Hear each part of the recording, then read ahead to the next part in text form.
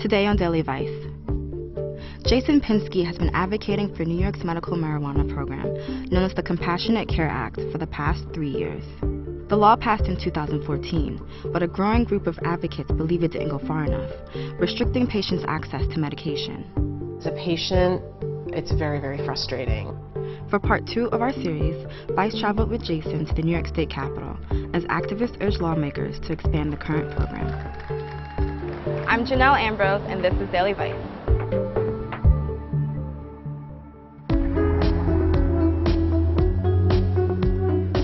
We're outside of Vice early in the morning, waiting to be picked up by Jason Pinsky. Good morning. Good morning. I've actually never been to Albany before. It's beautiful. You know, I had a chance to go in 2014 when we were trying to pass the original legislation for the Compassionate Care Act. Jason and his fellow advocates say New York's recently passed medical marijuana program is inadequate and more conservative versus other states like California, Washington, and Colorado. Advocates are pressuring New York state lawmakers to double the number of dispensaries from 20 to 40, to add more medical conditions to the list like chronic pain, allow nurses and other medical professionals to prescribe cannabis, and eliminate all restrictions on the types of cannabis available to patients like Jason. There were versions of the bill that were supposed to be more patient access. The governor came in at the 11th hour and introduced his own version of the legislation, which was super restrictive.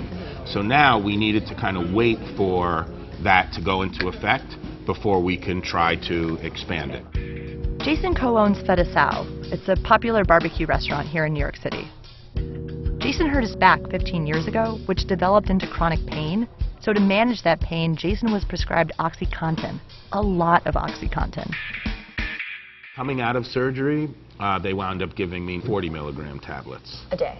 Well, sometimes you would take 2 a day. Sometimes you would take 3 a day.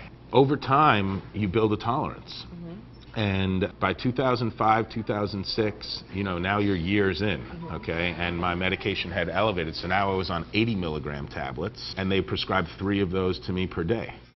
After 10 years of taking opioids, Jason was ready to quit, but he still needed something to help manage his chronic pain. I started using cannabis in high school, and for the last almost 30 years, I've been using it on a frequent basis. I also started seeing people who were having chronic pain and alleviating their chronic pain situations with cannabis extracts, and also seeing people coming off of pain medication. So I thought that, you know, it was a really good opportunity for me to do that as well.